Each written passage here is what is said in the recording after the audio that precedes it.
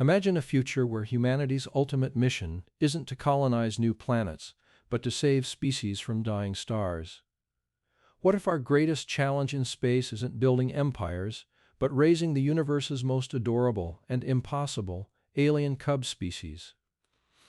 Get ready to explore the interstellar zoo, where humans are galactic zookeepers, facing biological impossibilities and cosmic politics.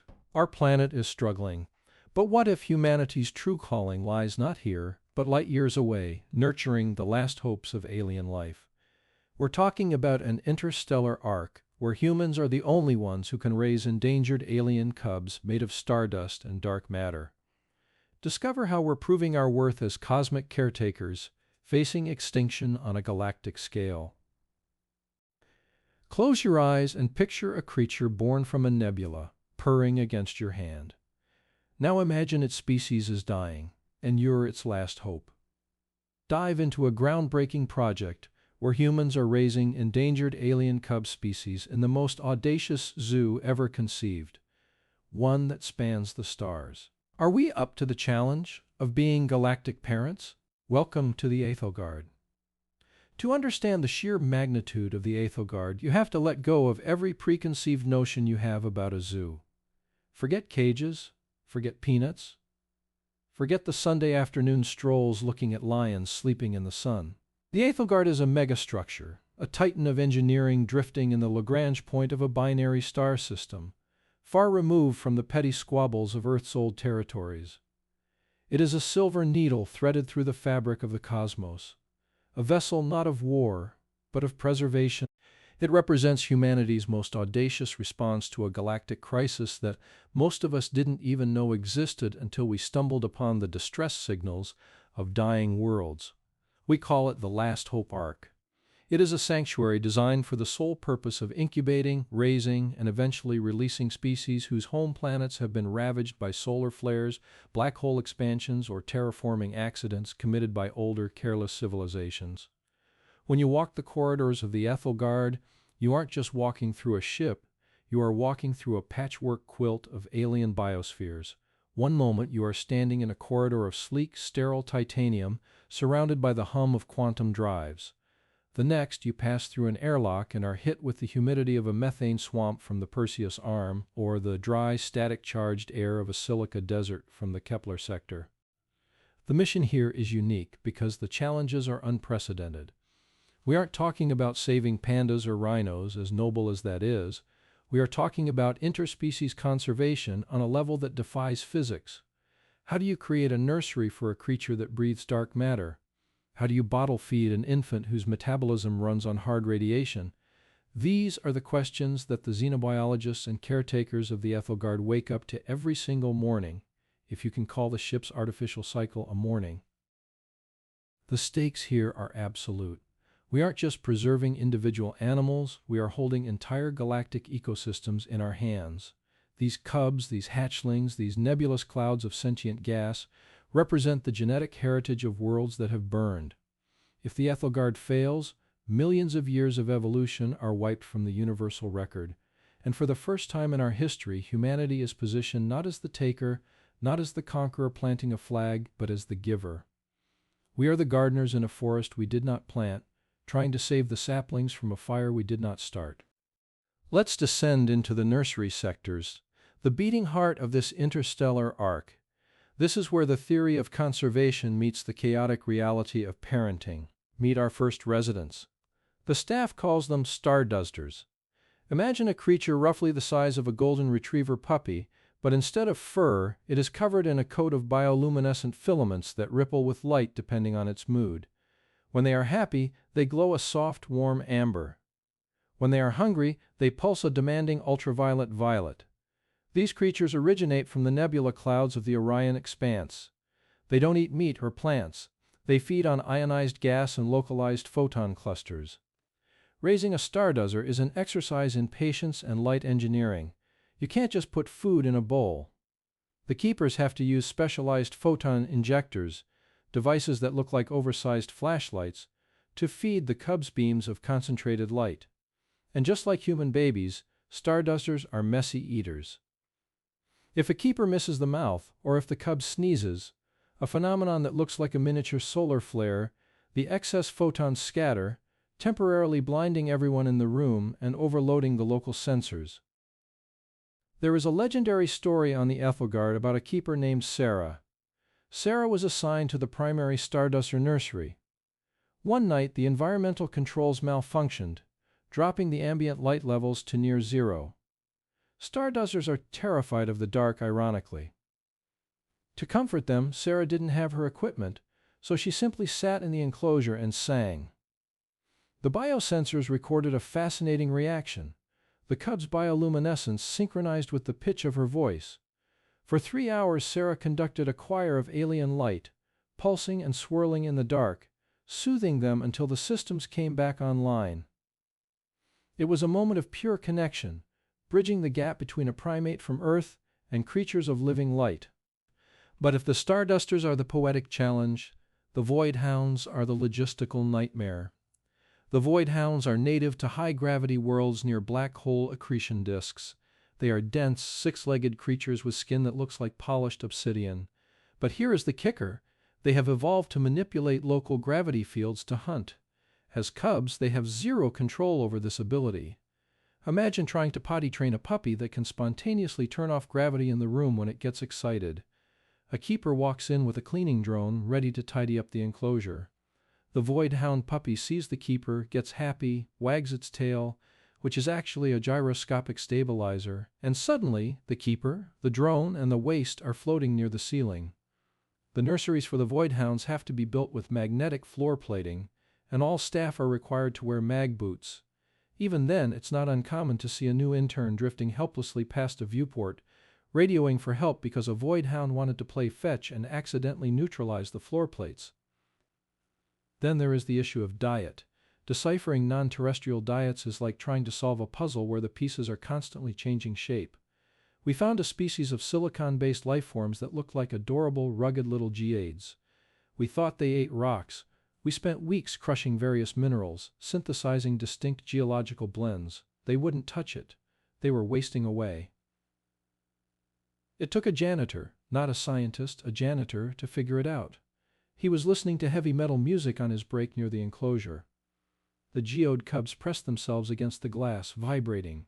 It turned out they didn't eat matter. They absorbed sonic resonance.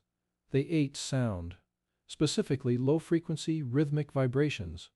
Now, the nursery for that sector sounds like a perpetual drum circle, and the cubs are thriving, growing thicker crystalline shells with every bass drop. These moments, the chaos of zero-G cleanup, the light shows of the Stardusters, the heavy metal rock eaters, they highlight the hilarity of the situation. But they also highlight the profound empathy required. Humans are trying to be parents to things that shouldn't exist according to our old biology textbooks. We are learning to interpret the purr of a gas cloud and the tail wag of a gravity sink. However, the Aethelgard is not just a zoo, it is a diplomatic enclave, and its existence is a point of contention in the wider galaxy. This brings us to the thorny world of cosmic politics and interstellar ethics. You might ask, who pays for this, or who gave us permission? The answer is the Galactic Council, a loose federation of elder species who view humanity with a mixture of curiosity and deep skepticism. To them, we are the species that spent thousands of years fighting each other over lines on a map. We are the species that nearly boiled our own planet. Why, they ask, should humans be the guardians of the galaxy's most vulnerable life forms? It is a valid question. The Council initially proposed that these dying species be allowed to go extinct. They adhere to a philosophy of cosmic Darwinism. If a star goes supernova, the species on the orbiting planets are meant to die. It is the natural order. Intervention is seen as a corruption of the timeline. Humanity, in our stubborn, emotional, beautiful way, said no.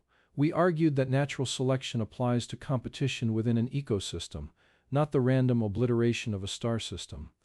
We argued that life, unique and sentient, has intrinsic value that supersedes the cold calculus of astrophysics. The Aethelgard is our counter-argument. It is our way of saying that we refuse to let the universe be a cold, indifferent place. But this stance creates massive ethical dilemmas. Are we playing God? By saving the void hounds, are we preserving a predator that might one day ravage a new ecosystem? And what about the culture of these aliens? Take the Kronos tortoises of the Sector 7 nursery. These creatures live for thousands of years. Their cubhood lasts for 300 Earth years. Think about that. The human keeper who feeds a Kronos tortoise on its first day will be long dead before that creature hits puberty. We are raising children who will outlive our great-grandchildren. This necessitates a generational commitment. The Aethelgard has developed a keepers guild where families live on the ship, passing down the knowledge of specific species from parent to child. My grandfather fed this tortoise, and my granddaughter will teach it to walk. It is a profound shift in how we view our careers and our lives. We are becoming servants to a timeline much longer than our own. Navigating these politics requires a delicate touch. We have human diplomats who spend their days arguing with methane-breathing bureaucrats, defending our right to bottle feed a starduster. We have to prove over and over again that we are not harvesting these animals, we are not weaponizing them, and we are not turning them into pets. We are simply holding the door open so they don't disappear. The skepticism of the Council is slowly eroding, not because of our arguments, but because of our results. They see the footage of a human sleeping in a hammock, curled up next to a creature that looks like a metallic dragon, both peaceful, both safe. They see the tenderness. In a galaxy often defined by resource extraction and territorial disputes, the Aethelgard is a confusing anomaly, a project fueled entirely by compassion. So where does this lead? What lies beyond the zoo? The ultimate goal of the Aethelgard is not captivity, it is reintroduction. This is the hardest part. How do you take a creature born in a controlled environment, raised by hairless apes, and put it back into the wild, especially when the wild is a newly terraformed planet or a reconstructed nebula? We are currently projecting the first major release for the Stardusters in 5 years. We have found a nebula with a chemical composition 98% similar to their home. But we can't just open the airlock and kick them out. We have to teach them to fend for themselves. We are building massive simulation domes, kilometers wide, inside the ship. In these domes, the keepers stop being parents and start being ghosts. They wear suits that mask their thermal and scent signatures. They introduce predators, holographic or robotic at first, to teach the cubs fear. It is heartbreaking for the keepers. Imagine raising a puppy, loving it, and then having to terrify it so it learns to run away. It is a necessary cruelty. The keepers cry behind their masks, but they do it, because they know that a friendly starduster in the wild is a dead starduster. If we succeed, the legacy of the Aethelgard will be monumental. We are paving the way for true galactic citizenship. We are proving that different forms of life, no matter how biologically opposed, can coexist. We are creating a future where alien is just another synonym for neighbor. Imagine a starduster, fully grown, drifting through the Orion expanse. It carries within its genetic memory the vague, warm recollection of a human hand. It remembers a lullaby sung by a keeper named Sarah. That creature becomes a bridge. If humanity ever encounters the stardusters in the wild 1,000 years from now, that genetic memory might be the difference between war and peace. We are seeding the galaxy with goodwill. And finally, we have to look at what this project does to us, to humanity. This is our redemption arc. For so long, our stories about space were about conquest. We wanted to plant flags, we wanted to mine asteroids, we wanted to find new Earths because we ruined ours. The Aethelgard represents a maturity in our species.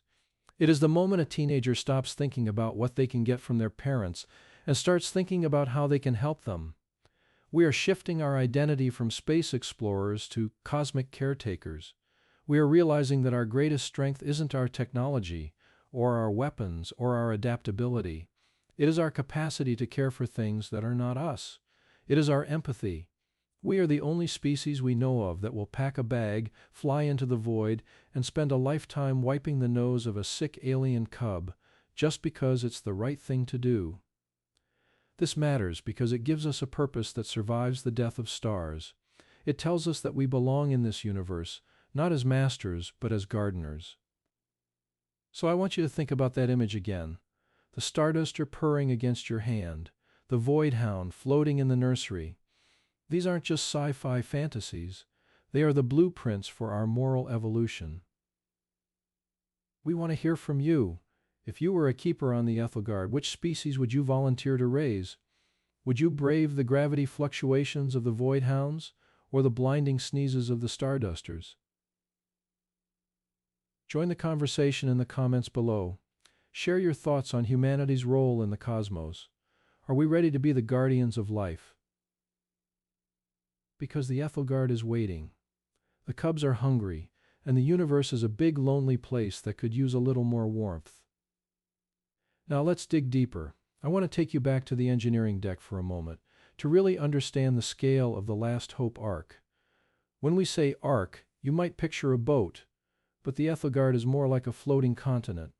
It requires a crew of 50,000 people just to keep the lights on and the life support systems balanced. The engineering challenge of breathable dark matter deserves its own spotlight. We glossed over it, but think about the physics involved. We have species from the Z90 sector that exist in a phase of matter that barely interacts with our own. To them, a steel wall is like mist. They walk right through it. To keep them contained and safe, we couldn't use physical barriers. We had to invent magnetic containment fields that vibrate at the specific frequency of their atomic structure. The keepers who watch over the Z90s, we call them phasers, have to wear suits that anchor them to our dimension while allowing them to interact with the phasers. It's disorienting. Keepers report a sensation of vertigo of the soul. When you touch a phaser cub, your hand feels cold and heavy, like dipping it into mercury, but there is nothing there to the naked eye but a shimmering distortion. There is a keeper named Dr. Aris. He's a specialist in non-baryonic life. He tells a story of a phaser cub that got stuck mid-phase. It was oscillating between solid and intangible, crying out in a sound that was less like a scream and more like radio static. Dr. Aris had to manually synchronize his suit's field generator with the cub's erratic frequency. He had to hold the cub, vibrating in sync with it for 6 hours, anchoring it to reality until its internal stabilizers calmed down. He saved its life, but he couldn't walk in a straight line for a week afterwards. His inner ear was totally scrambled. That is the level of dedication we are talking about. And let's look closer at the human element of the Aethelgard society. Living on the Ark isn't like living on Earth or a colony on Mars. It is a monomaniacal existence. Everything revolves around the animals. The cafeteria menus are color-coded based on which quarantine zone you just came from. You can't wear perfume or cologne because a scent that is pleasant to a human might be a neurotoxin to a fragile hatchling from the Andromeda galaxy. Relationships on the ship are intense. You are bonding over high-stress, life-or-death situations. But there is also a profound sense of shared joy. When a species that was listed as critically endangered, population 5, suddenly welcomes a new set of twins, the entire ship throws a party.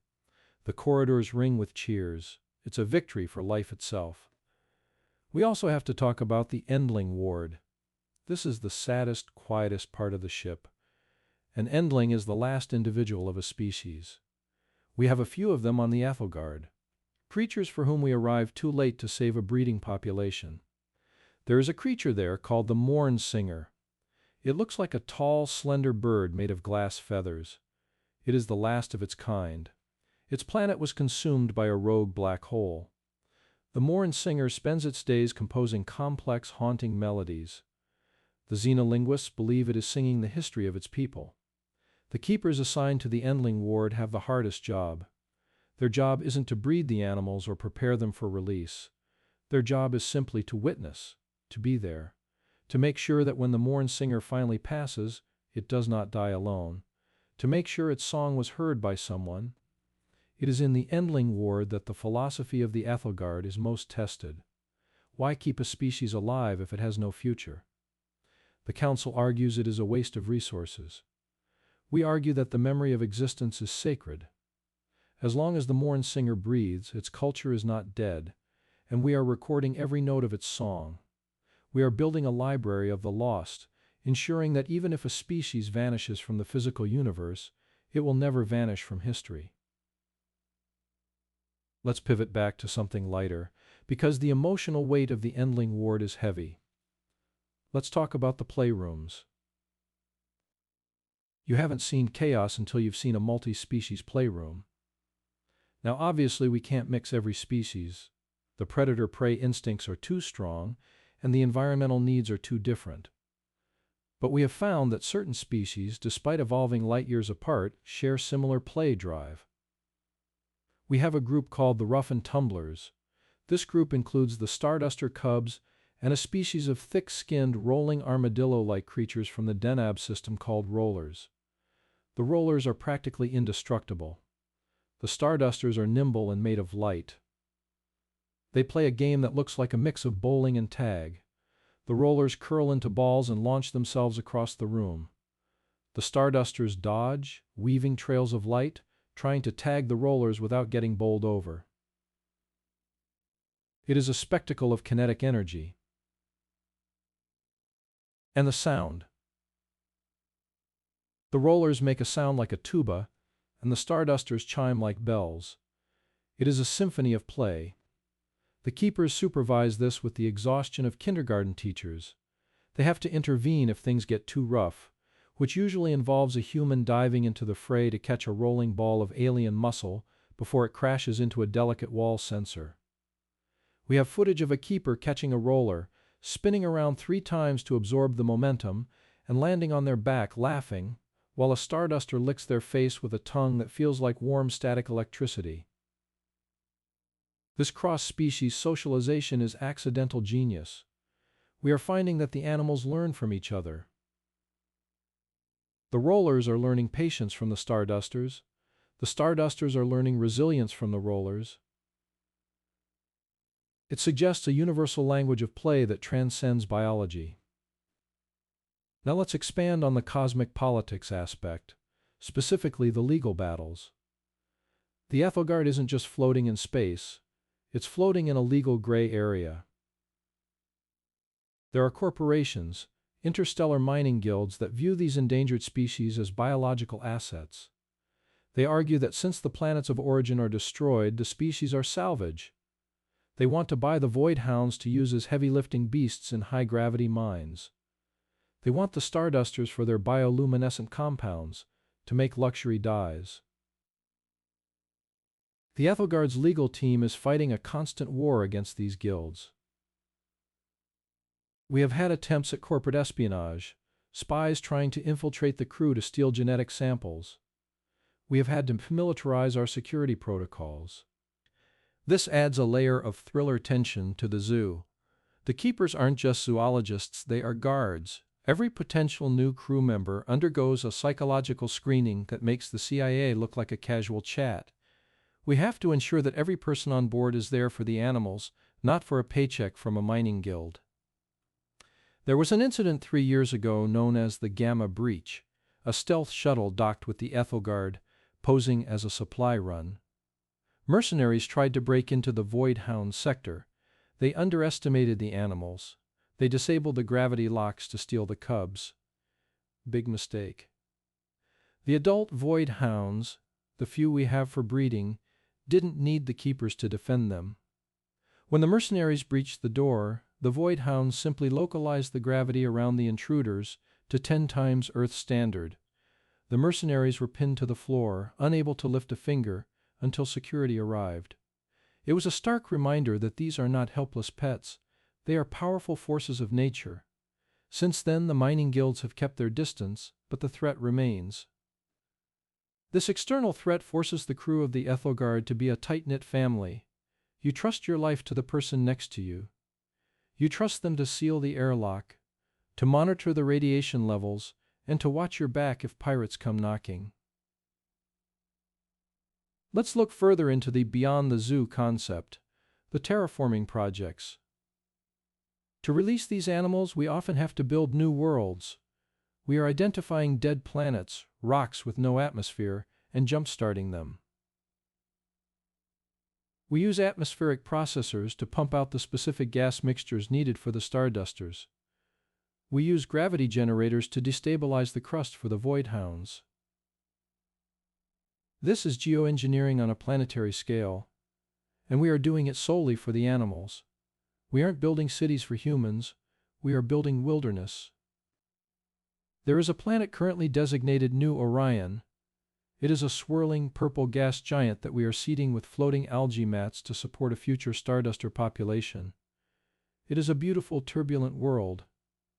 When we release the stardusters there, it will be the culmination of decades of work. But there is a fear. Will they remember how to be wild? The simulation domes I mentioned earlier can only do so much. Real survival is different. We are developing nanny drones. These are AI-controlled robots that look like adult stardusters. They will accompany the released cubs for the first few years, guiding them to food sources, protecting them from environmental hazards, and slowly weaning them off support. The pilots of these drones will be the keepers back on the Aethelgard, operating them via remote link. It allows the keepers to be there without physically contaminating the environment. Imagine sitting in a cockpit on the ship, seeing through the eyes of a robot bird, flying alongside the flock you raised, watching them take their first true flight in a real atmosphere. It is the ultimate letting go. Now I want to address the skeptics among you, the ones who say, "Why spend all this energy on aliens when humans still have problems?" It's a fair critique. But history shows us that scientific advancements made for space exploration always benefit life on Earth. The medical technology we developed to heal the delicate skin of the stardusters? It has revolutionized burn treatment for humans. The gravity manipulation tech we use to contain the void hounds? It's being used to create safer construction equipment. The Aethelgard is an innovation engine. By solving impossible problems for aliens, we are solving problems for ourselves. But beyond the tech, it is the moral argument that stands tallest. If we only care about ourselves, we are a parasitic species. If we care about the whole garden, we become symbiotic. The Aethelgard is our attempt to become a symbiotic species in the galactic ecosystem. Let's talk about the long sleep. Some of the species we rescue are from worlds that are so distant, or whose environments are so hard to replicate, that we can't wake them up yet. We have the cryo ark.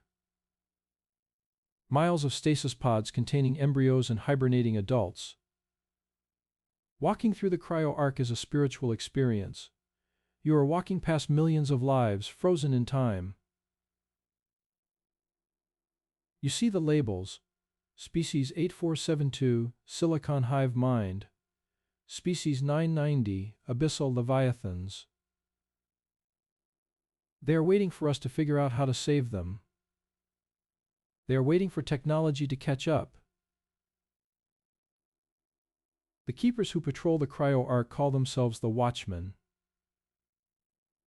It is a silent duty, checking vitals, ensuring the power doesn't fluctuate. They speak to the pods. They tell the sleeping creatures that they haven't been forgotten. Sleep tight. We're working on it. One day, you'll wake up and you'll have a home. This patience defines the project. We are playing the long game.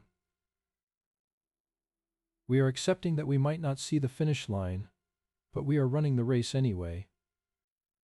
And what of the alien perspective? Do they know we are helping? We have anecdotal evidence from the more sentient species, the dreamweavers of the Cygnus sector.